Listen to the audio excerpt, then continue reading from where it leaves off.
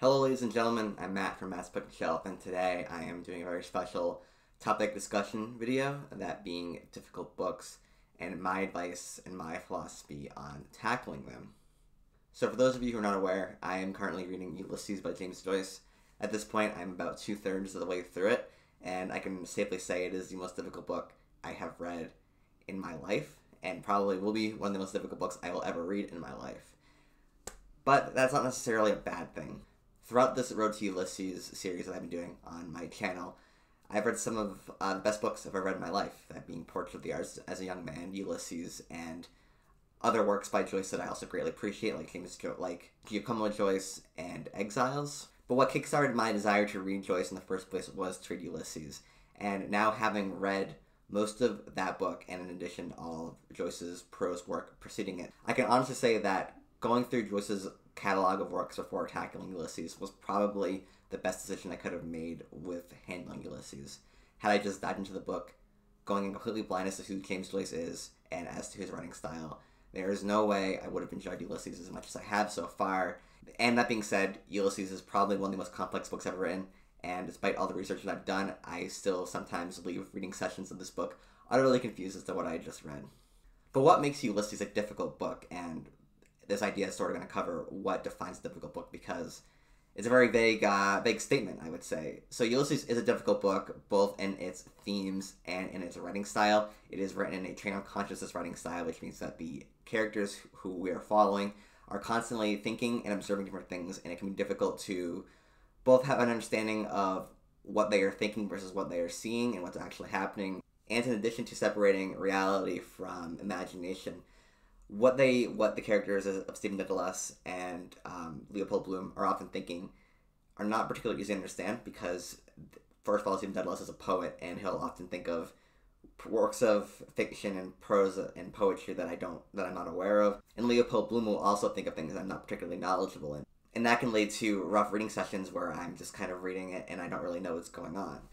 And also, the themes and the messages that Joyce is trying to get across in Ulysses are both complex in his thinking and complex and difficult to understand in the way that he presents them, because, I don't know, he decided to make it difficult for us. But I would say that kind of definition would probably account for most quote-unquote difficult books. So other examples, I think, would be Herman Melville's Moby Dick, David Foster Wallace's Infinite Jest, Thomas Pynchon's Gravity's Rainbow would all probably be categorized in the difficult book section, both due to their length, their writing styles, the themes they're trying to get across, and the way they present them. Just books that are sort of notorious for being difficult.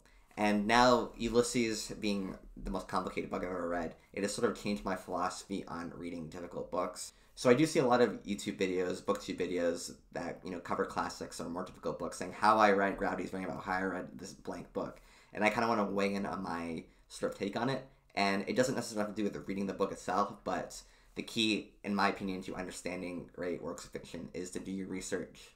With Ulysses, having read James Joyce's other prior works, definitely elevated my experiences with reading Ulysses. It gave me an idea of who James Joyce was as a writer, as well as giving me sort of demos, if you will, of his writing style that will dominate Ulysses, of the train of conscious writing style.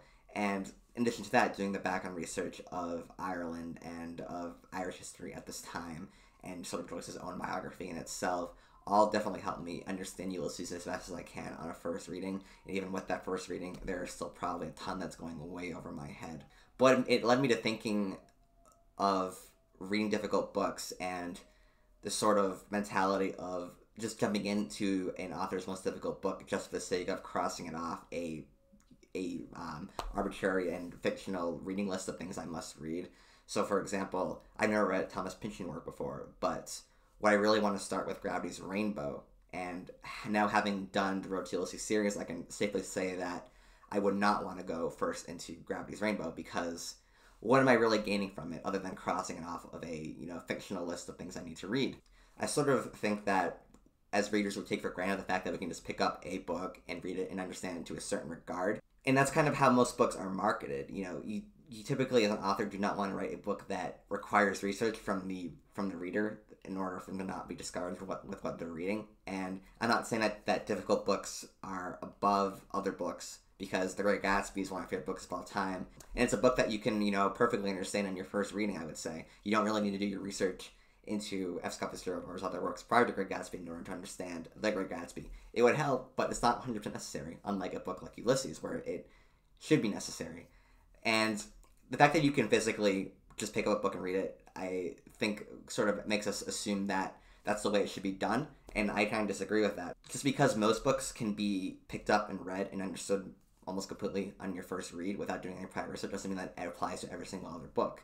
I think reading a difficult book just for the sake of reading it and to add it to your catalog of books that you've read is ultimately going to harm the experience of you reading it. Sometimes works of fiction require research in order to get a better understanding of what is going on, and I think that should be embraced rather than, for example, one-star reviews of Ulysses of I read the first couple pages, didn't make any sense to me, so I gave up. I think there's something, compelling about going through like the effort of trying to understand a difficult book as best as you possibly can by doing your research, because I've had a blast reading Joyce's works, doing my Road to Ulysses series, and it's ultimately an experience that, it's probably one of my favorite reading experiences that I've had in my life so far, because I can track my ability to understand Joyce from reading A Portrait of the Artist Man, which is the first Joyce work that I read, to now reading the book, and even in difficult moments of Ulysses, I can always go back on my prior information of Joyce and of his works in order to get a better understanding of Ulysses and sort of fill in some of the gaps that don't 100% make sense to me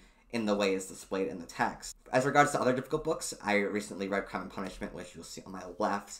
It was the first Fyodor Dostoevsky book that I have ever read, and I can honestly say now that having tackled Ulysses, I kind of wish I read some of Dostoevsky's prior work before getting into Crime and Punishment. If you see my video, you know that I'm not particularly high on the book. I think some of my complaints with the book would still stand having done my research more, but I also, at the same time, I think that if I was more familiar with Dostoevsky and didn't want to dive headfirst into his greatest novel, I would have a better appreciation of Crime and Punishment and of Dostoevsky himself. So that's ultimately a regret I have, and I can see myself reading Dostoevsky's other work and then coming back to Crime and Punishment at a later point and enjoying it a lot more. Although you could certainly argue that Crime and Punishment is equal to or even perhaps more depthful in its themes than Ulysses, I would say that just from a pure reading standpoint, from a pure prose standpoint, Ulysses is a more difficult book. But having said that, if I was more aware of Dostoevsky's themes from his other works, I probably would have enjoyed Crime and Punishment a lot more, as well as his writing style, in addition to that. And just to wrap things up, I'm going to make a sort of a weird comparison to what is a difficult book, and that is George R. R. Martin's A Feast for Crows.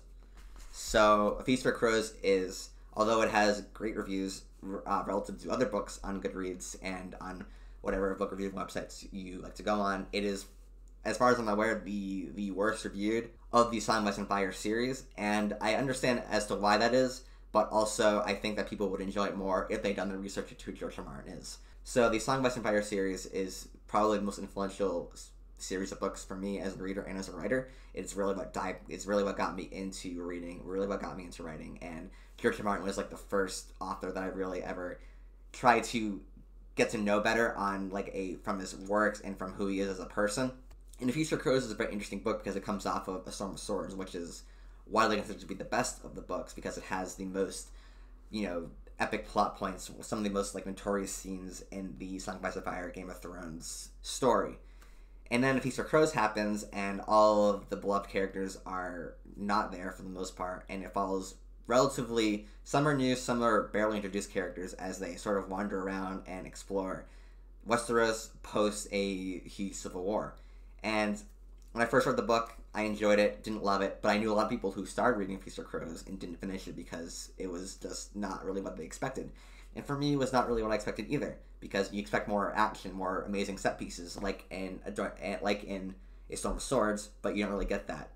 But having finished the book and then reading some of George R. R. Martin's other short stories, learning more about him as a person, how he was a peaceful protester during the Vietnam War and a hippie, and just basically anti-war in general, and then going back to Feast for Crows, I appreciated the book so much more.